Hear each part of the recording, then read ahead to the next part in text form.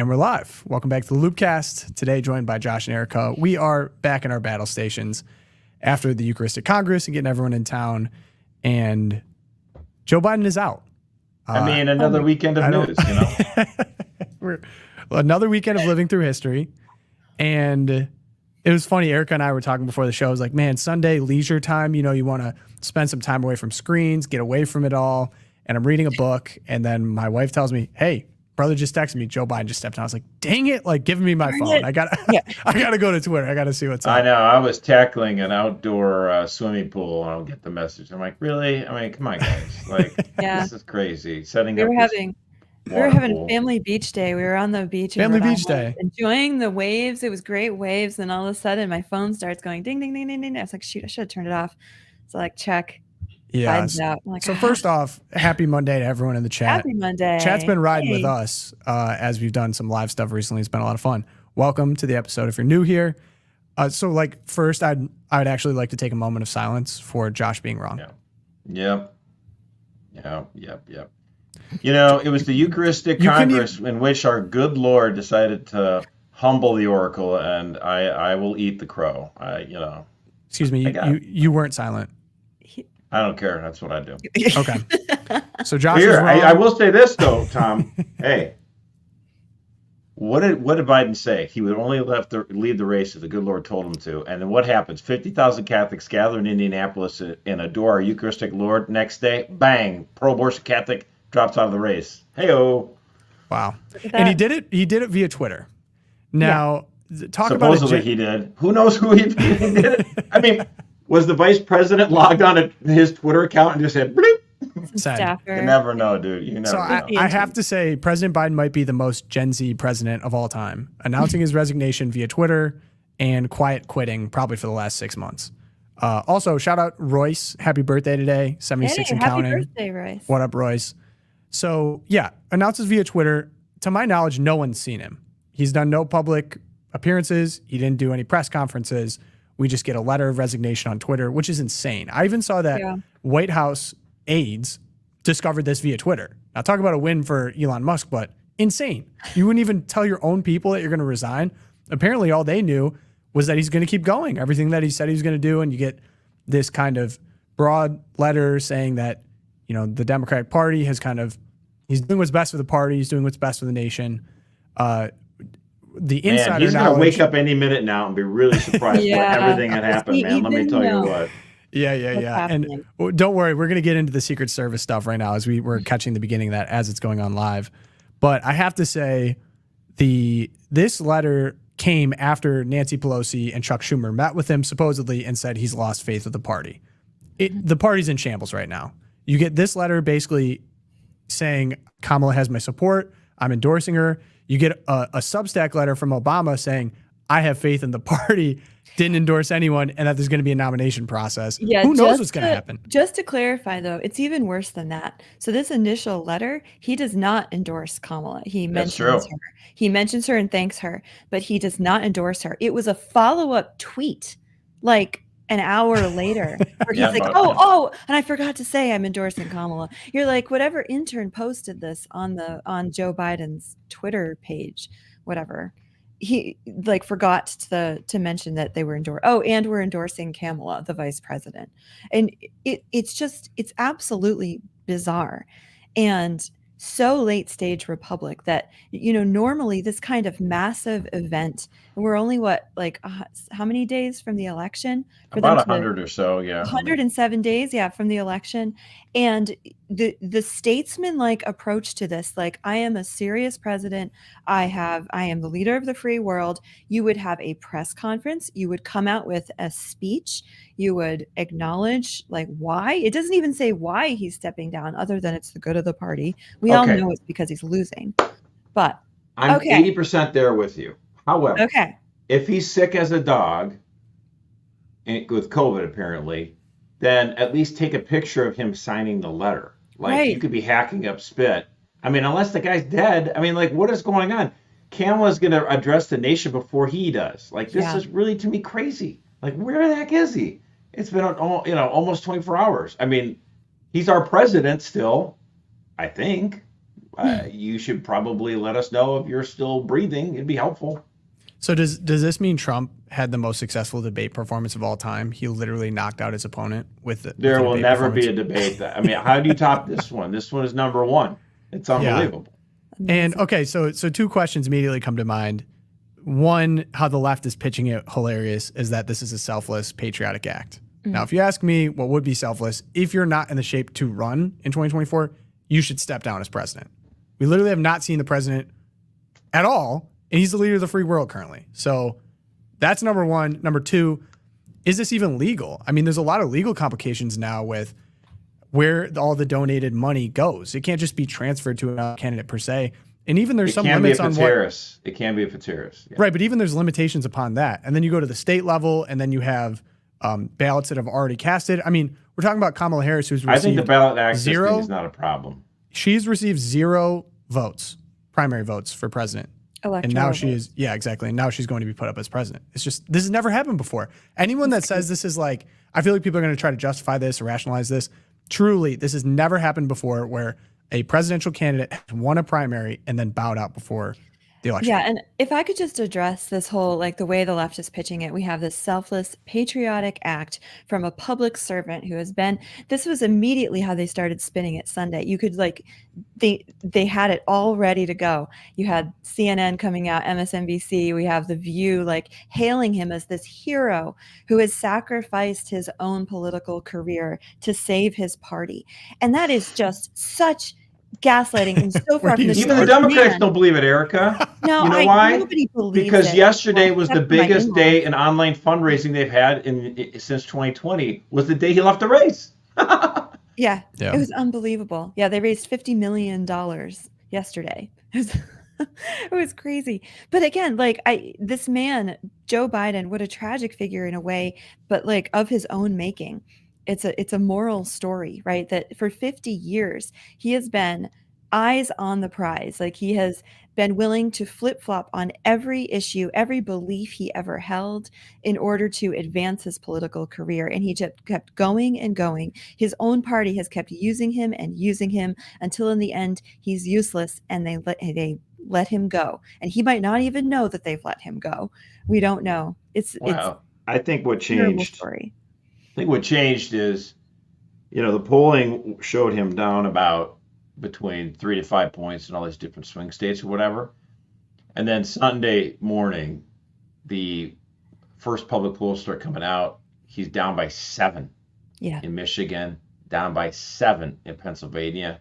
And then the Democratic Party, and of course, the Democratic Party had their internal, these are polls like from, reputable pollsters or whatever. They're not even partisan polls.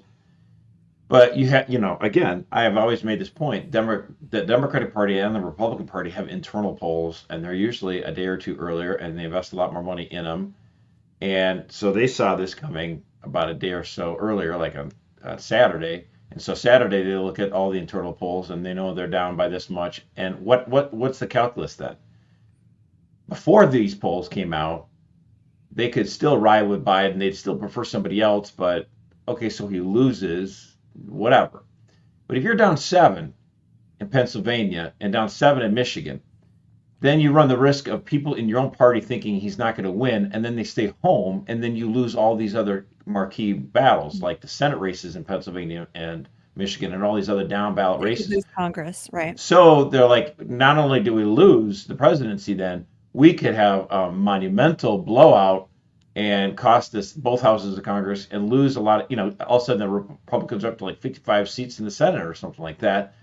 And then like, Alito or Thomas could resign and they could replace by, 35-year-old right-wingers on the court. I mean, anything's possible. So they were worried about a blowout. Obviously they hope that Kamala can get in there and run an effective campaign in 100 days. Stranger things have happened. But I think this was a clear sign that they were worried about a blowout. The Republican Party ran such a great convention, were so united, and they got a lot of eyeballs. I mean, some people were like, I love our republic and everything. And they think it's just, my friend even, he's like, I am so embarrassed that Hulk Hogan ripped his shirt off. You know what? People love this stuff, okay? It's awesome. Politics is not just a seminar class where you're supposed to be bored to tears. Like, I'm sorry. But the Republicans came out of the convention super united, and the Democrats are like, this is a problem. Total catastrophe. And I want to take a moment because we have a coworker wrote something I think really poignant on Joe Biden's situation, because he is really in a lot of ways a cautionary tale of what happens as a Catholic when you trade your faith for earthly power. So I just want to read it word for word. It really made me stop and pause. I think it's worth sharing. So the Catholic faith teaches us that we must suffer and die, but that following and obeying Jesus Christ will make that human lot meaningful and, in the end, redemptive. Joe Biden betrayed our faith in order to achieve prominence in the highest circles of worldly power and prestige, and we all just witnessed the result of his lifelong effort. In the end, it was all meaningless. He now sits as if imprisoned in an Oval Office that has never been more empty or more merely symbolic. He is surrounded not by friends, but of users and traitors like himself, many of whom did everything they could to undermine him, but only after they used up all of his strength for their own interests. Catholics have a lot to hope for and to work for this election season and beyond, but it's worth pausing to take stock of the moral story of Biden's career in politics, one of the saddest and most cautionary tales in the annals of American Catholicism. It's never too late for us or our country or even for Joe Biden. Heaven, Christ tells us, rejoices at every return to him. But today, I believe heaven weeps. Yeah, so I mean, first off, I would say sorry, I didn't mean to cut you there.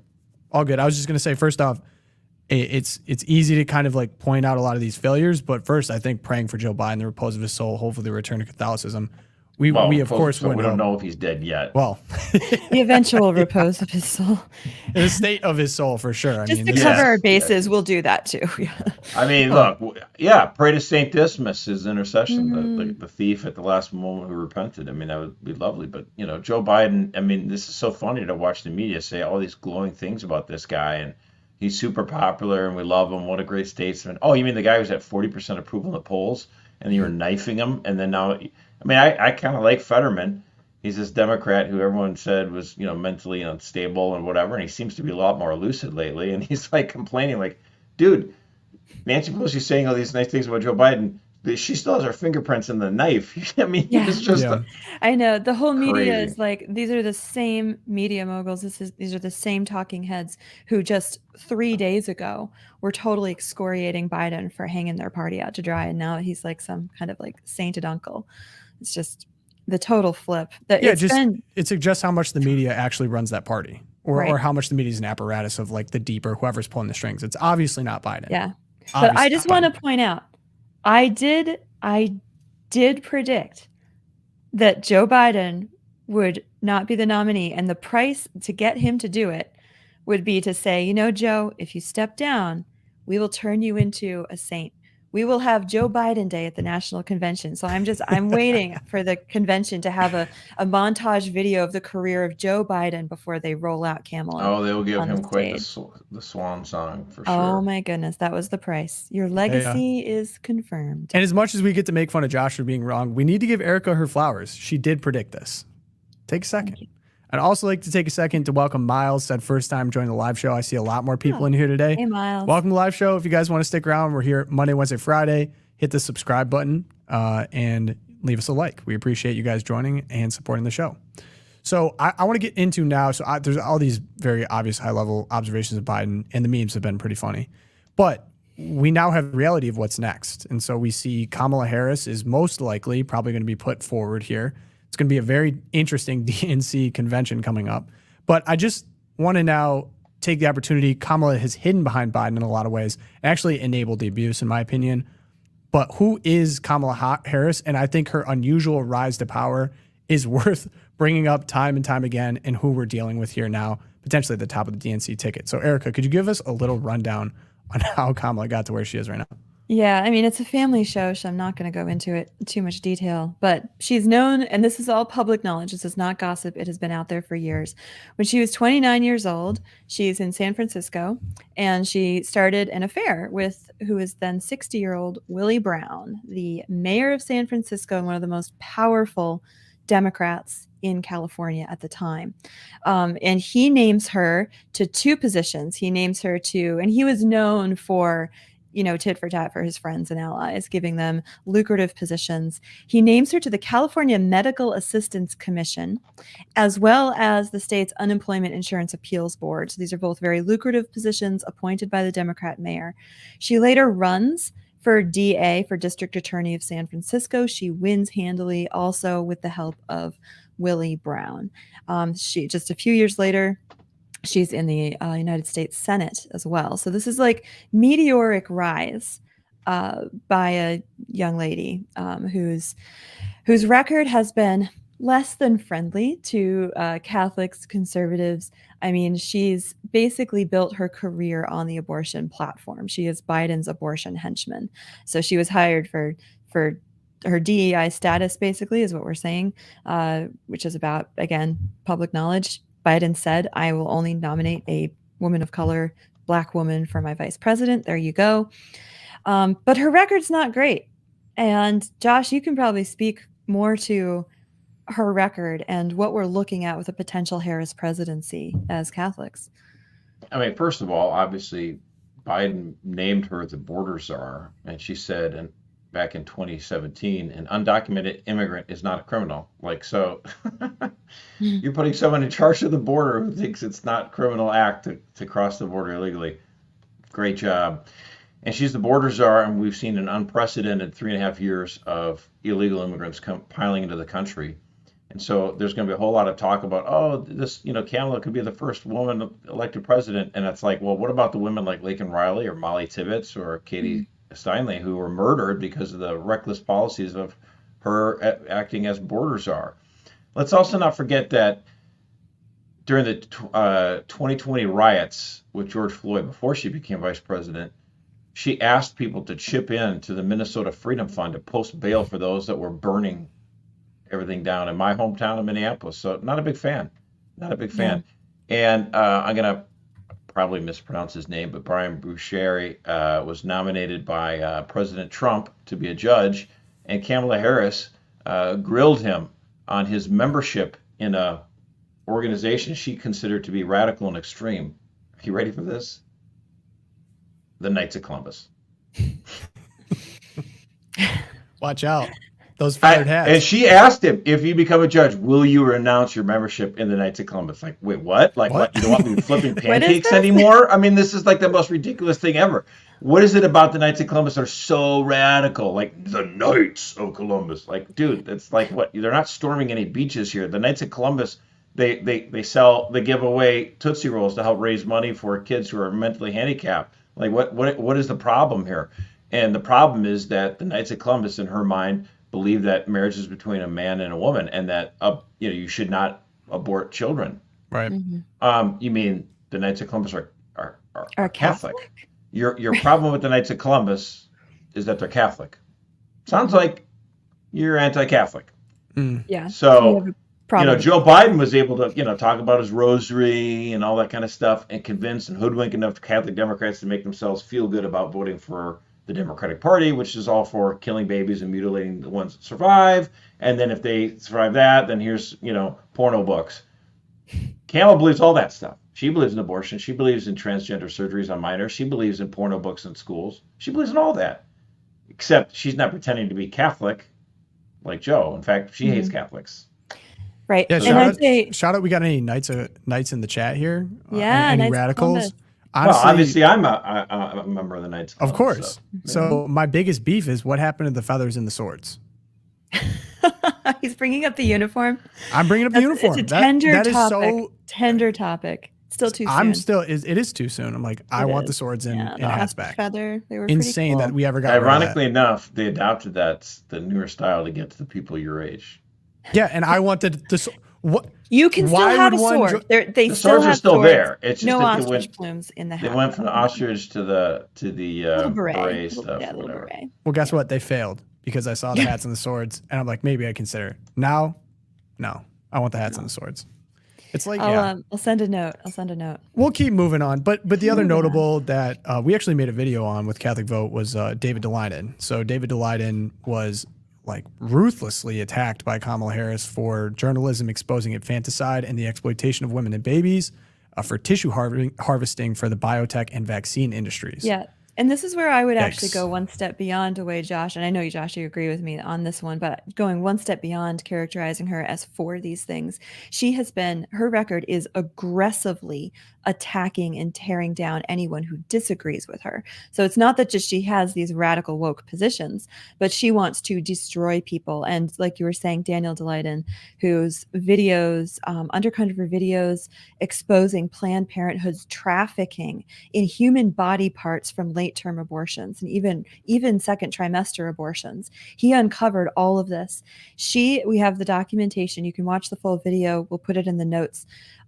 She went after him with the full force of everything in her DA office when she was there at the behest of Planned Parenthood, which he had exposed. So it's absolutely a disgusting record. Tulsi Gabbard also exposed more of Kamala Harris's tactics at that 2020 primary debate. This was before Kamala dropped out, before Iowa. It never gets old. There goes Tulsi Gabbard. I don't know if we want to play that. Yeah, can we play the video? I watched this video like 100 times. It reminds me of the Marco Rubio, Chris Christie. It's like, this is exactly when this campaign ended. You took issue with Senator Harris confronting Vice President Biden at the last debate. You called it a, quote, false accusation that Joe Biden is a racist. What's your response? I want to bring the conversation back to the broken criminal justice system that is disproportionately negatively impacting Black and brown people all across this country today. Now, Senator Harris says she's proud of her record as a prosecutor and that she'll be a prosecutor president, but I'm deeply concerned about this record. There are too many examples to cite, but she put over 1,500 people in jail for marijuana violations and then laughed about it when she was asked if she ever smoked marijuana. She blocked evidence that would have freed an innocent man from death row until the courts forced her to do so. She kept people in prison beyond their sentences to use them as cheap labor for the state of California. And she fought to keep cash bail system in place that impacts poor people in the worst kind of way. Thank you, Congresswoman. Senator Harris, your response. As the elected Attorney General of California, I did the work of significantly reforming the criminal justice system of a state of 40 million people, which became a national model for the work that needs to be done. And I am proud of that work. And I am proud of making a decision to not just give fancy speeches or be in a legislative body and give speeches on the floor, but actually doing the work of being in the position to use the power that I had to reform a system that is badly in need of reform. That is why we created initiatives that were about reentering former offenders and getting them counseling. It is why, and because I know that criminal justice system is so broken, that I am an advocate for what we need to do to not only decriminalize, but legalize marijuana in the United States. I want to bring Congresswoman Gabbard back. Let's look at that record as Attorney General, right? She raided the home of David Daleiden. Remember that? And then she advocated the Reproductive Fact Act. And I think we just lost Tom. Did we lose Tom? Yeah, you can keep going. My camera's acting up.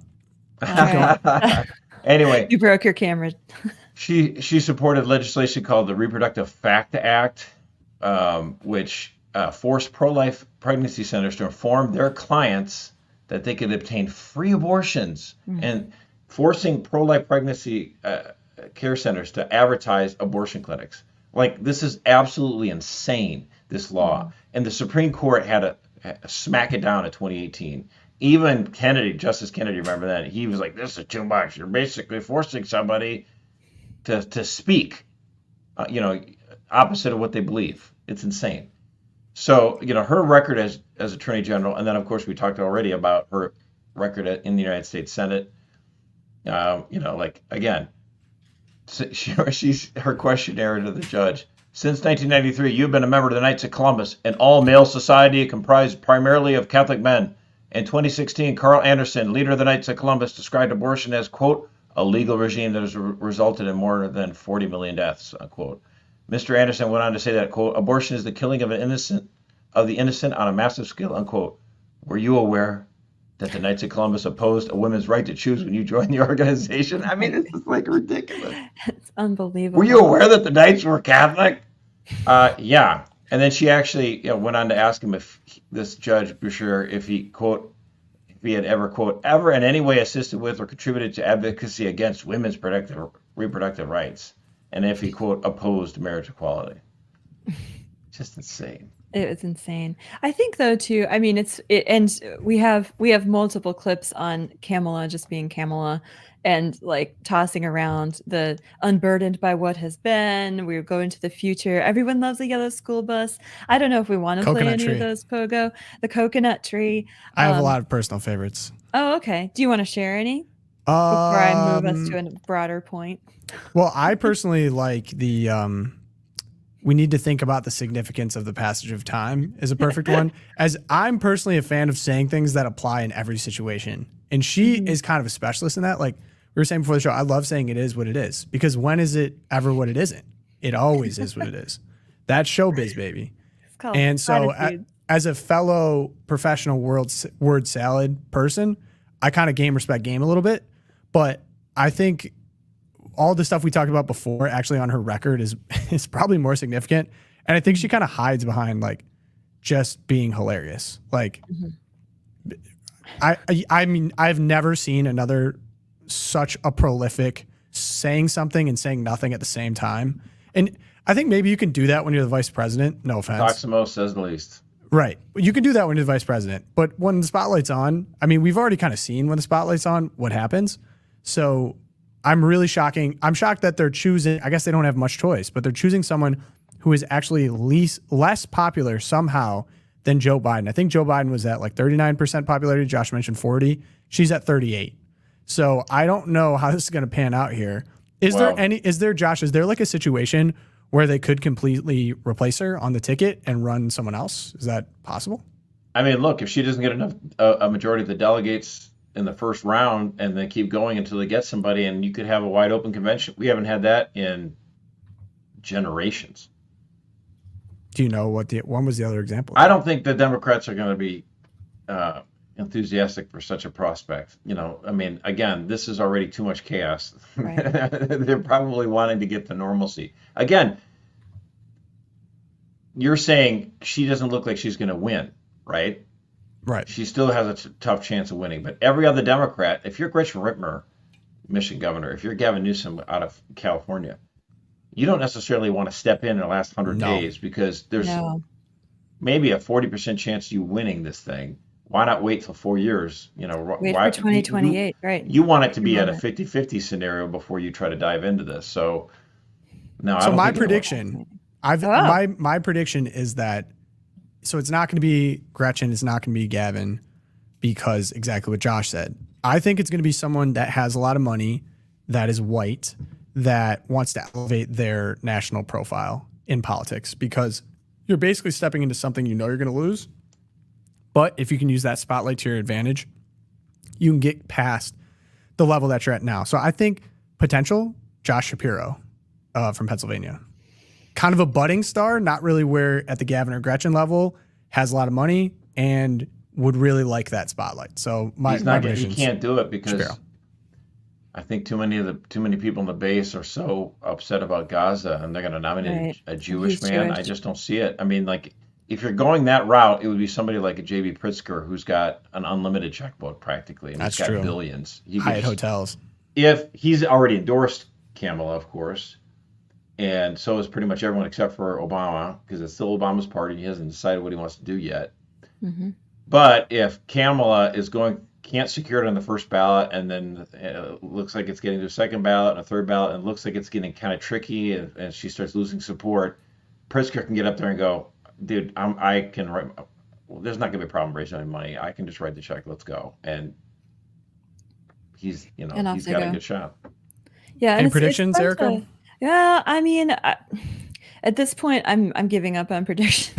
I'm going to rest on my laurels for a second. Yeah, you're 1 for 1, and you're just going to call it out. See, the Oracle takes a few risks, okay? Yeah, the Oracle does. The Oracle does. Okay. And I think she will actually get it, because she's already locked up several of the state delegations. Right. Okay. And then the question becomes, who does she pick as a running mate? No, it's who does Obama pick as her running mate. Let's be clear, because I think it is important. I mean, it's fun to throw names around, and we absolutely need to drill down on Kamala. I don't think we should underestimate her. And like rest, well, Trump's got it in the bag now. That should not be our attitude at all, because, and Vivek Ramaswamy has been saying this for months, and he called this too. I think that I'm just putting myself on a pedestal with Vivek. Did you hear that? Did you see that move that I just did? Anyway, that's interesting.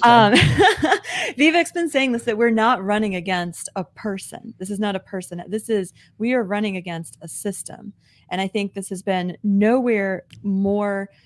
And again, it's one of those things like, it's going to happen. You can see it coming down the pike. There's going to be a huge shakeup in the Democrat Party. But when it actually happens, it's stunning to watch how willing the Democratic Party is to completely jettison the votes of their base and to just say, we're going into the dark, shady room. We're going back there. We're gonna present you with this solution, guys. And it's the Obamas and the destroy Clintons. democracy in order to save it. Exactly. We're gonna burn it all down, which has always been. That is what the left is built on. It's not an issue. It's not the person. It's the revolution. And that's what we're watching right before our eyes. And we've got to pray for our country. Did you see Trump was in Grand Rapids over the weekend? Oh, yes, I did. Two obvious things come to mind. The gall of this dude to get right back on a stage, start cracking jokes after getting shot at is insane. And then two, he said something like, people say that I'm bad for democracy or that I'm fascist or whatever. He's like, I took a bullet for democracy. And everyone just like, oh, I was like, oh my gosh. Ate it up. I had friends who were at that rally. Yeah, that was fun. Yeah. Yeah, it looked like it was packed. It's crazy. But I would say, okay, so with Kamala, though, I mean, the thing is she's going to have to run into is that, okay, it's not a completely new candidate. She was vice president under this guy for the last 3.5 years. She has a record. His record is her record. She never made any delta between the two. He made her a border czar. She, as the vice president, is the president of the Senate. She cast a tie-breaking vote on that massive Biden spending bill. So she owns all of that. She wants to celebrate it. But, dude, that's why we have inflation. You're the reason why we have inflation, Kamala. You voted for that. So you can't run away from this. And the thing is, like, we're going to see. She ran for district attorney in San Francisco, and then she ran for attorney general out of the whole state of California, and then she became senator from California. All right? Every one of those races, she's running against a bunch of Democrats to become the nominee, and then the nominee, once wins the general election. So she's always running in deep blue states. Mm-hmm. This is and it was really Biden running for president. She ran for vice president. So has she ever really run a competitive race where she has to actually win over independents or any Republicans, at all? No. So she's only run in deep blue states. So we're going to see how well she does talking to voters in Wisconsin and in Georgia and Arizona and Michigan. So we'll see. She might do better in Michigan than Biden did, but the rest of the states, I think she does worse. Well, Josh, I think that we need to sit and think about what can be unburdened by what has been. So absolutely. Candidates like this don't fall out of the coconut tree. And we need to sometimes think about the passage of time, the significance of that, and take it seriously because this is serious. And I'd like to transition now into, the Secret Service hearing is going on right now, Capitol Hill. Kim Cheatle, head of Secret Service, is getting excoriated. The chat is basically keeping me updated. Both sides are throwing everything at her. Yeah, shout out to the chat I'm just seeing things popping in because we were watching it before the show. But we did catch a little bit in the beginning, some things. It was funny. I got an email from someone, shout out to him, who's like, I don't think you should make judgments on the Secret Service.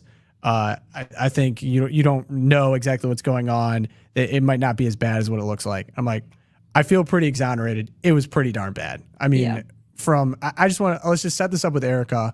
What were some of the flaws that came out later after the fact, and what's going on now on Capitol Hill?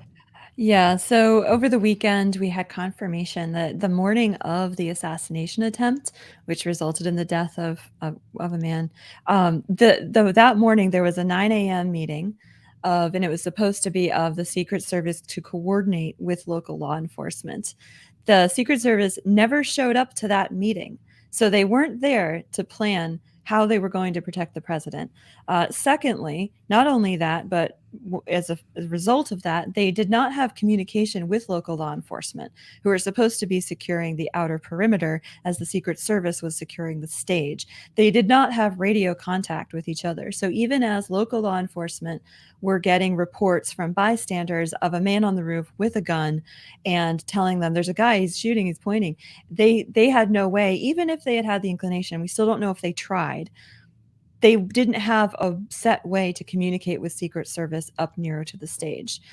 Furthermore, the roof, which was 150 feet away from the stage, was not within the Secret Service's outer perimeter, although the Secret Service had people stationed 450 feet away. So it's just this bizarre, either incompetence or malicious intent. We're not going to make that judgment right now. But bizarre revelations over the weekend. Then Kim Cheatle gets up this morning, and apparently the chat's already aware of all this, so I apologize if I'm repeating myself, but you guys are awesome.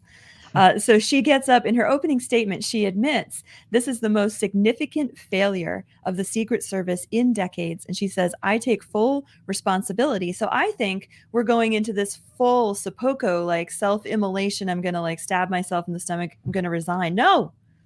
The questioning begins, and she just doubles down. Comer asks her, at any point did the Secret Service have an agent on top of the roof? And she goes, we're only 9 days out from the incident. There's an ongoing investigation. And every question he asked her, she comes back with, we're still looking at it. I'm not going to speak to that. I'm not going to. I just find that so bizarre. Like, you can't give, I mean, just because I'm not asking for the final report right now, but the facts tell the people. Tell the American people through their elected representatives what you know right now. We don't need you to come to a conclusion. But like, was the guy, did you have an agent on the roof or not? Like, did you see him on the roof? Like, tell us what you know. I don't understand this. It blows my mind. I agree with Jod Ponhurst. For once, he's kind of a neocon, but he goes, I'm serious. This is 10 times worse than the Claudine Gay hearing. This is the worst testimony I have ever heard, and I've been watching these hearings for 40 years. Okay. Wow. Oh my God. So yeah, I mean, she's going to quietly resign in like a month, right? There's no way. Unbelievable. I actually prefer her to stay in for a little bit so we can still subpoena her, as the Congress can. But I mean, look, I don't know if she lasts that much longer. California Democrat Ro Khanna just called on the Secret Service director to resign. I think we're going to find out that a lot more people do this before the day's out. Yeah, no doubt. And also, I saw that it was also revealed that the White House had been denying requests for beefed up security for Trump for the last 2 years. Mm-hmm. I mean, not even to mention, Josh, as you bring up, there was 9, 10 Democrats who wanted to completely remove Secret Service protection from Trump after the New York Manhattan trial. So it's kind of shocking. And then also too, Trump. So RFK Jr., with notable family history of assassination attempts, wasn't given Secret Service protection from the beginning. And Trump said, hey, after this, we need to get RFK Jr. protection. Sure enough, like a dog, comes out. Mayorkas, all right, now we're going to give it to RFK Jr. It's just like it took someone taking a shot in order for this to happen. Like, I don't know, all the arguments about lowering the temperature of the discourse, yada, yada, it's on both sides. Of course, all a lie, but it seems naive at best, malicious at worst, to not provide baseline protection for presidential candidates in America. And we were an inch away from absolute bedlam. Yeah, and I think that if the Democrats do force Cheatle to resign, it'll be so that they can have, I think we've called it, this gesture of accountability that, oh, look, we do hold people accountable. And we had her resign. We forced her out because of her failures. It's all going to be fake. Like, I think that the temperature is so high, they are more than happy to trot her out there and tell her, okay, just don't answer any questions. We need a appearance of accountability that we can point to in the mainstream media. And it's a smoke and mirrors show going on. I mean, Mayorkas Mayorkas, in the same press conference where he announced RFK would now receive protection, he absolutely denied that Trump had been denied beefed up security. He was like, that is a baseless and irresponsible statement. It is unequivocally false. 4 days later, the Secret Service itself states that, yeah, we denied him protection. We won't tell you what kind of protection. We won't tell you the details how. We can't go into that. We're in the middle of investigation, people. But yeah, we totally denied him requests. Maybe Mayorkas should have been removed from office. The House did its job in impeaching the guy, but the Senate decided not to have a trial. Way to go, Schumer. That's on you. I mean, and here's the thing. Just thinking about all these, like the Secret Service, all this stuff. I mean, the times we're living in are it's crazy, right? You have a Democratic Party who trumped up charges against their opposition leader, tries to put him in jail. Remember, like the whole concern was whether or not Trump would even be able to go to the Republican National Convention because he might be in jail beforehand. So trying to jail your opposition, right? And then some wackadoodle, knocks him off, nearly assassinates them, right? And then a few days later, what happens? Do we get the blue coup? Where Democrats push this guy out, well, he's got a 4-day cold. I mean, like if any of this crap were going on in any other country, like we'd call on the United Nations to roll into this country, find out what's going on. Right. It's like this is, and of course the neocons were like, ooh, another war, yummy, yummy, yummy. It's like, I mean, it's happening to our own country. Josh, are you saying Late Blue Clue? Stage Republic. You saying Blue Clue sounds like my toddler trying to pronounce Blue's Clues, which I can't stop laughing about now. Woke. There you go. And okay, so Simon, I sent something to the private chat if you want to pull it up. So Alejandro Mayorkas, instead of taking responsibility, decides this is what he needed to put out a statement on. Statement regarding recent comments questioning the presence of women in law enforcement. In the days following the attempted assassination of former President Donald Trump, some people have made public statements questioning the presence of women in law enforcement, including in the United States Secret Service. These assertions are baseless and insulting.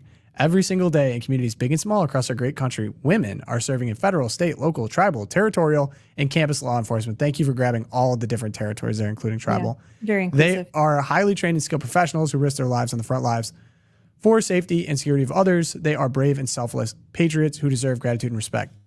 I mean, the obvious has to be pointed out here, right? They just found out what a woman was. These are the same people who don't know what a woman is. I mean, and again, like,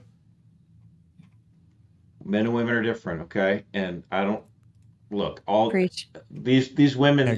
Most of the women in the Secret Service are faster than me. So, like, I get it. Like, I'm a lard ass. I'm not going to be able to run in time. But like, let's not pretend like the best of the best aren't going to be men anyway, okay? And that one woman that couldn't even figure out how to holster a gun, maybe they weren't, as Trump would say, they weren't sending their best, okay? Yeah. So, I mean, like, this drives me crazy. Yeah, but I just, the obvious is like, this is what he decides to focus on instead of taking accountability for the largest security failure in American history in the last 40 years. I mean, Reagan comes up, but. Yeah. Well, and just to return to Josh's point too, I mean, watching the last 6 months of what's going on in our republic, it is, we try to laugh about it. It's good. Like, we're happy warriors. We know who wins in the end. Christ is king and all that. And at the same time, like, we need to wake up and know what time it is in our country, that this is something our enemy, someone tweeted, they were like, if I was China, I would invade Taiwan this week. And people are watching us. If our country is, we have no one at the wheel, which we basically don't, because we don't even know if he's still alive. Nope. There's no one at the wheel. Our enemies are watching this, and they're watching it very carefully. So I think prayers of protection for our country during this time, and I'm just praying we get to January 20th without more drama. Although that's probably the last time, according to Washington Examiner reporter Beckett Adams, just to, for record keeping purposes, the last time the president of the United States was seen publicly was on July 17th. That's Wednesday. Today's the 22nd. Right. So that's when he was deplaning in Delaware. Wow. Yep. So then July 21, a White House staff-run Twitter account announces withdrawal. 30 minutes later, same account endorses vice president. 20 hours later, after those massive announcements, still no in-person announcements or explanations, no press conference, no photos at all. Crazy. Just waiting. So now's the time we're going to transition to having a little bit more fun, hopefully. So okay, let's do it. Shout out to anyone who's at the Eucharistic Congress. We were there for one day, and we mentioned on the show, but shout out to everyone that we got to meet there. Got to meet some fans of the program, which was really cool. And also simultaneously, there was the great cloud shutdown, IT shutdown of 2024. And so I know many of you who are flying to the Congress potentially spend a night in the airport. And I just thought we had to talk about it here. Fortunately, I live in Indianapolis, so I avoided all of that. But we definitely had some coworkers that struggled to get home. Not the Oracle Petoskey, because my boy drives. But Erika, you had a little story, and then just what the heck happened over the weekend? DEI. Seriously. Yeah, so this was as the basic, like the setup is CrowdStrike and Microsoft last Thursday. They started, their customers start reporting network outages, commonly known as the blue screen of death, which I personally experienced when I entered the Indianapolis airport. And I was like, oh, look at all the blue screens of death. Yeah. And basically CrowdStrike did an update for its endpoint security product, and it affected Windows systems worldwide. There were disruptions in hotels, more seriously hospitals, doctors' offices, 911 call centers, driver services, blood donation centers, and yes, airports. And on Friday alone, the first day, 3,000 flights were canceled around the United States alone. And we're talking, this was worldwide though. We had closures in Asia, Africa, Middle East, Europe. This was worldwide, and there are still disruptions ongoing. I have a friend who is still trying to get home from Indianapolis to Connecticut. This is crazy.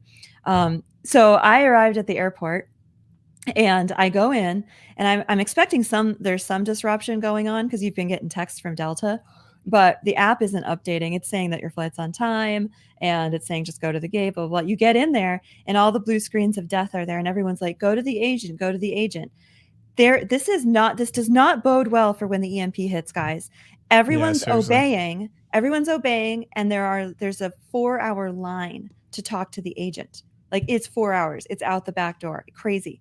So I'm standing there. I'm like, I really should not stay in this line.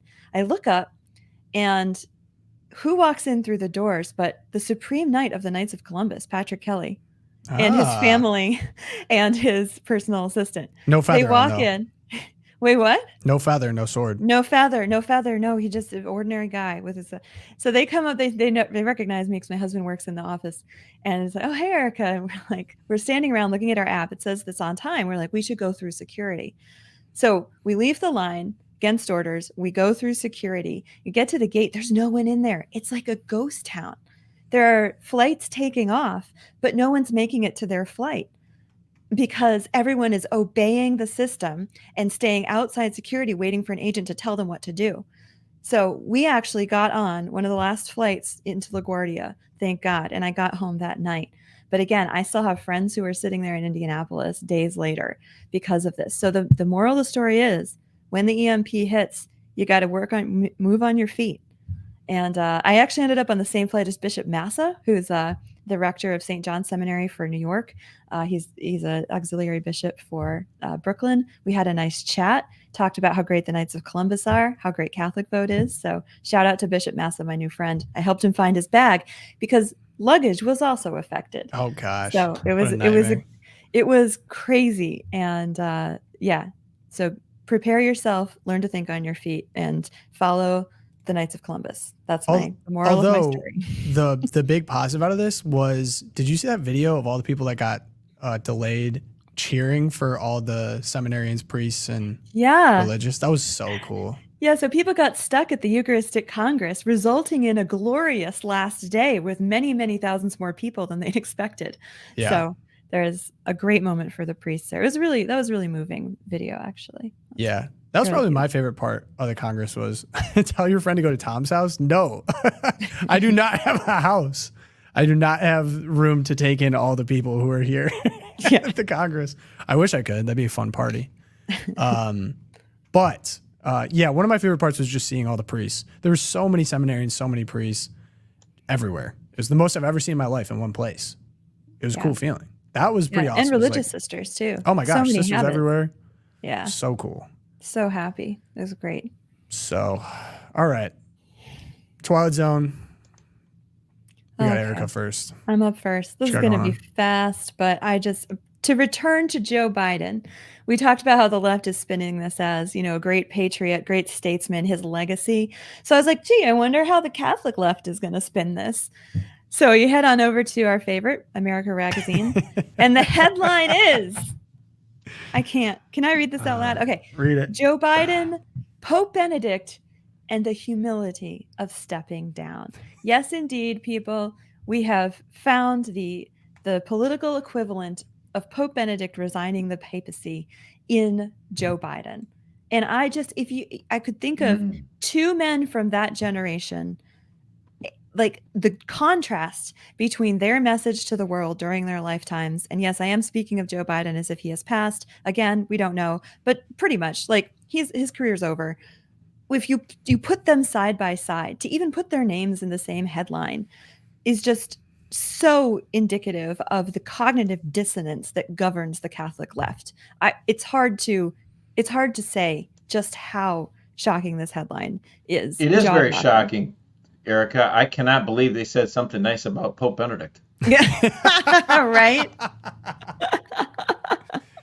Well played. That was very good, Josh. Exactly right. I think I sent this to the Slack channel, and all you said was my head just exploded. Yeah, I think I was like, yeah, Joe Biden and Pope Benedict, exactly the same, no differences. Exactly the same. Their legacy, exactly the same.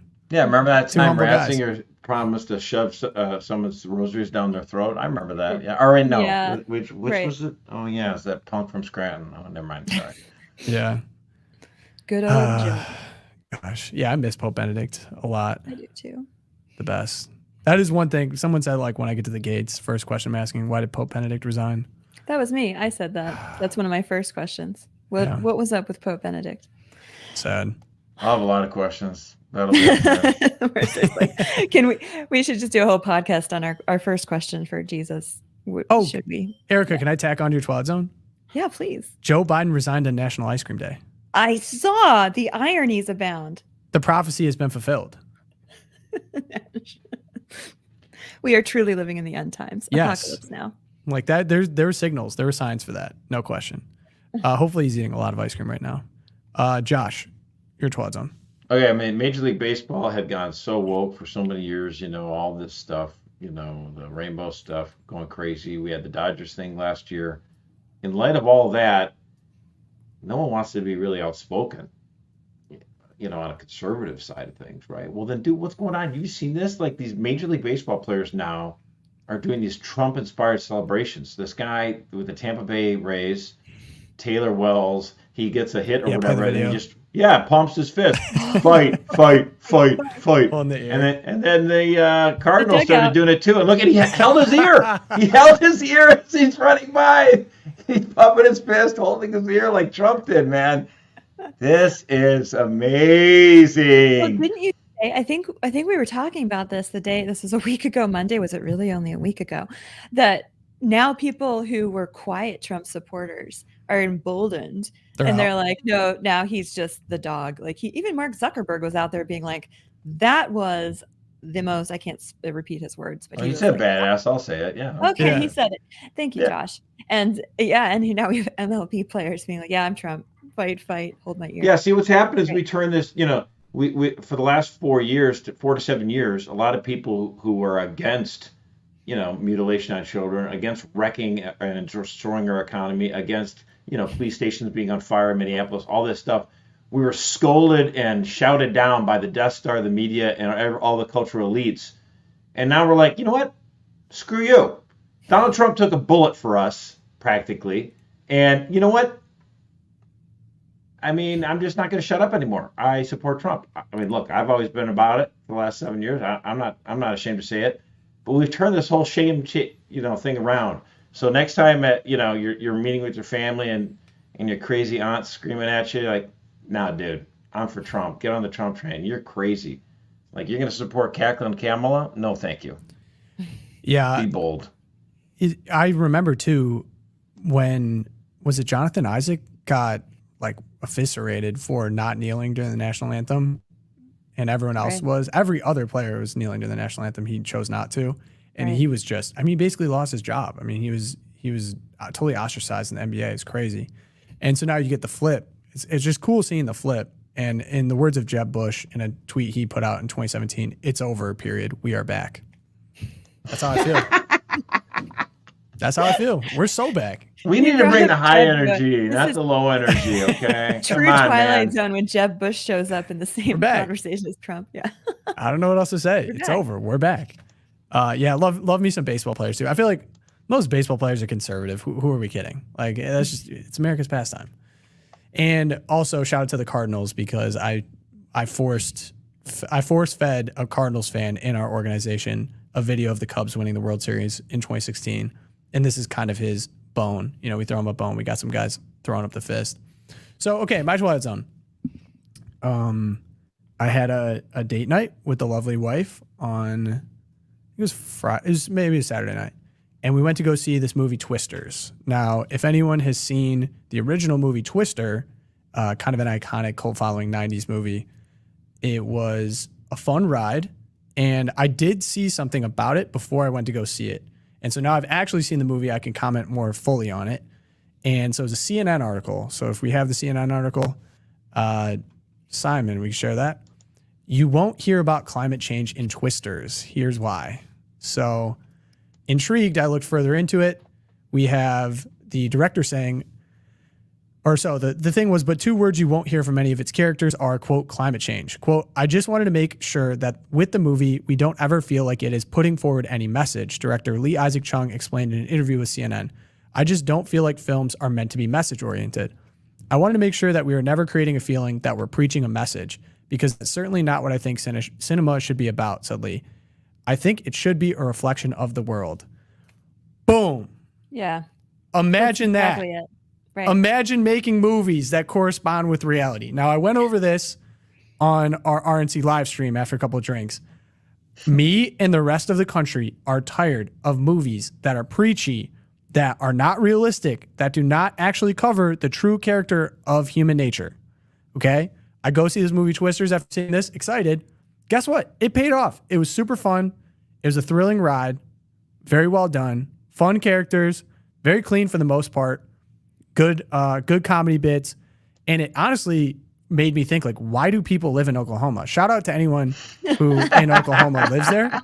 Oh my gosh. Tornadoes are like the scariest thing ever. Yeah. And they just rip through all the time and people are just living there. It's crazy to me. But there's some tough people in Oklahoma, let me tell you what, in Kansas too. I mean, you'd have to be. It just Tornado destroyed Alley, these towns. baby. Now, of course, like a little bit of Hollywood, and I don't know if anyone in the chat has actually seen Twisters, the 90s movie. It's kind of funny. But yeah, super fun. And honestly, I left it, and it was like, this was one of the first movies I watched in theaters since Top Gun Maverick, where I kind of left with that, like, that was just really entertaining. It was super fun. I had a great soundtrack. I'm a big fan of country music, so there's a lot of country stars on there. I just enjoyed it. It was entertaining. And what a concept. Imagine that. And I'm like, this is so great. It wasn't ruined by some garbage ideological take. And even CNN admits in the article, they're like, tornadoes have the lowest connection to climate change. And I actually kind of liked how they talked about in the movie about weather and weather phenomenons itself. With science, there's only so much we can actually know when it comes to weather. And then part of it is God. No one knows exactly why tornadoes and cyclones pull the way that they do or when exactly they do. That's kind of the fun of storm chasing. And I, of course, that's why there's so many jokes about weathermen. Yeah. Because they're always wrong. Exactly. Impossible task. And so I found out, too, that this movie was built on the director who built upon a screenplay by Mark L. Smith, The Revenant, and story by Joseph Kosinski, if you recognize, ding, ding, ding, Top Gun Maverick. So no surprise it kind of felt that way. So studios that want to start making more money are going to hire people like that and give us movies like that. And, right. I mean, they should. I was super entertained. And Really charming, cool view of culture in Oklahoma. I don't know if anyone saw it and it's from Oklahoma, if they can confirm. But man, I would just love to see more movies like this. I was just thinking about how much this movie would have been ruined if they were talking to the local Oklahoma farmer that lived there, who was saying that, the price of grain's going up, weather's getting worse, and climate change is really ruining Oklahoma. Like, I would have gotten up and left the theater. That. Right. No one talks like that, especially not people in Oklahoma. Yeah. And I think, yeah, I love the point that like good film, good theater, good art just is an attempt to truly reflect reality and to draw out the good, the true, the beautiful without hitting you over the head with agendas or brainwashing you for a political messaging. And I think it swings the other way too, that when we think of like Christian films, a lot of the problem people have with Christian films is that it's basically just, trying to do what Hollywood does and slapping, Christian terminology into it, or like prayers into it, or a Christian message into it. The greatest films are more Catholic adjacent or Christian adjacent, because they're trying to reflect how people actually talk and live their lives and think about the drama and make choices, rather than we have to manipulate the audience to come out with a script that, they're going to then spit out. Again, the point is, I agree with you. They put the message that they want people to get from the movie above the story. You know what? If you want to tell a story, you need to tell a story that's compelling. Mm-hmm. Yeah, no doubt. That's what you need to do. And no spoilers for people that want to go see it, because I would actually recommend. Super fun, clean for the most part. I feel very comfortable recommending it. Another thing, this is more of on a movie front. People died. Oh, that was. And you don't know, not a spoiler, because people are going to die in this movie. Yep. But I'm so tired, and this is like a Marvel trend, I think. They just go on way too long, and they bring back characters that die, and there's no stakes. So like it was funny. I left the theater and was like, "Oh, what'd you like about it?" I was like, "I liked that people died. Like it gave the whole thing stakes.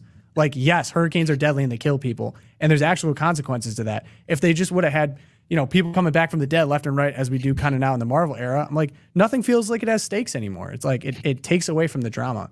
So people die, spoiler, but I'm not going to tell you who. So go see it. I will. I'm sold.